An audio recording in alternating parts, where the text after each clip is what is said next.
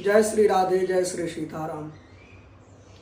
आजकल एक चीज देखने को बहुत मिलती है, खास करके नींव पूजन नवगृह निर्माण कार्य में अक्सर देखने को मिलता है।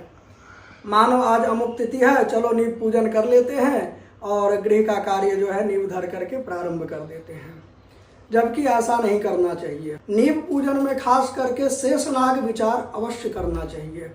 शेषनाग विचार कैसे किया जाता है? जैसे कि सिद्धांत कहता है, सिंहे कन्ये तुलायाम भुजंगम पतिमुखम शंभु कोणे निखाते।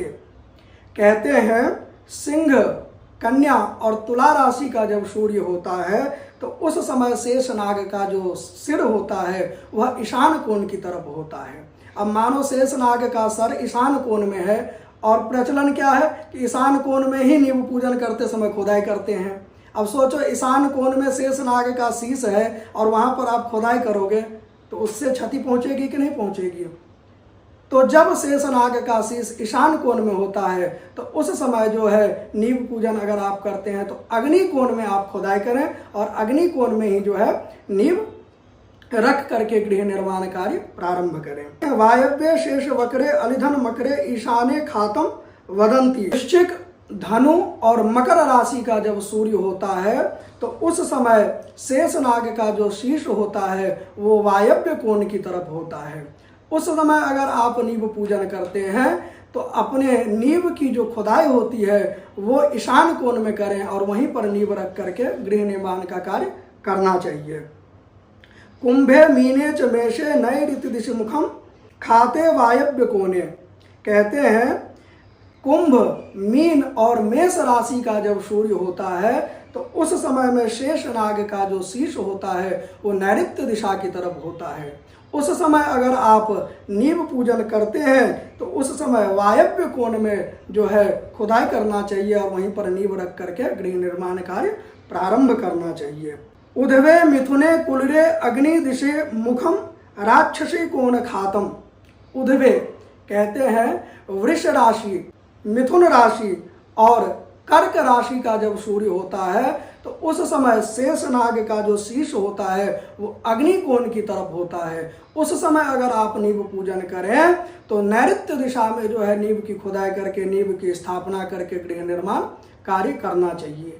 तो इन बातों का विचार अवश्य करना चाहिए। आगे सिद्धांत कहता है, ऐन्द्रियाम श्रियो भाद्रपद त्रिमासे। भादव, आश्विन और कार्तिक, इन 3 महीने में जो है शेषनाग का जो सर होता है, मुख होता है, वो पूर्व दिशा की तरफ होता है। याम्याम शिरो मार्गशीर्ष त्रयम च। कहते हैं मार्गशीर्ष, पौष और माघ, इन 3 महीने में जो शेषनाग का शीर्ष होता है वह दक्षिण दिशा की तरफ होता है। फाल्गुन्य मासा दिशि पश्चिमायाम। फाल्गुन, चैत और वैशाख, इन 3 महीने में शेषनाग का जो शीर्ष होता है वह पश्चिम दिशा की तरफ रहता है। ज्येष्ठा त्रिमासे च तिथोत्तरेषु।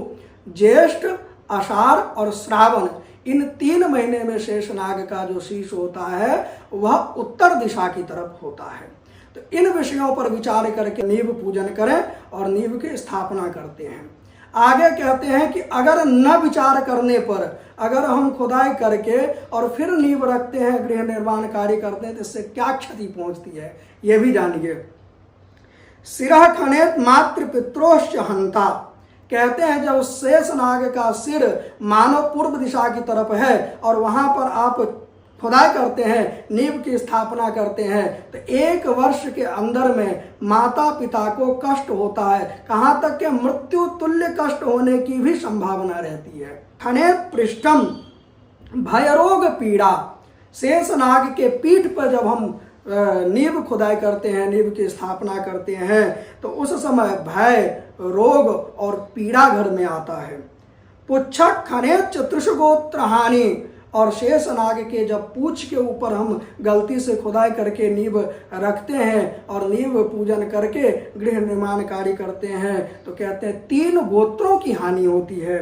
और आगे कहते हैं स्त्री पुत्र लाभो धन वाम कुक्षो, अन्यत्र खाली स्थान पर अथवा बाएं कुक्ष में अगर आप खुदाई करके नींव की स्थापना करते हैं, नींव पूजन करते हैं तो आपके घर में स्त्री पुत्र का धन का लाभ कराता है। इसीलिए भैया जब भी आप नींव पूजन करें तो शेष नाग विचार अवश्य करें, बिना विचार किए जो है कार्य को नहीं करना चाहिए, इससे हानि होता है। और अपने कुंडली का विश्लेषण अथवा वास्तु दोष से संबंधित या वास्तु से संबंधित किसी प्रकार का निवारण या किसी प्रकार की विशेष जानकारी के लिए आप हमसे संपर्क कर सकते हैं।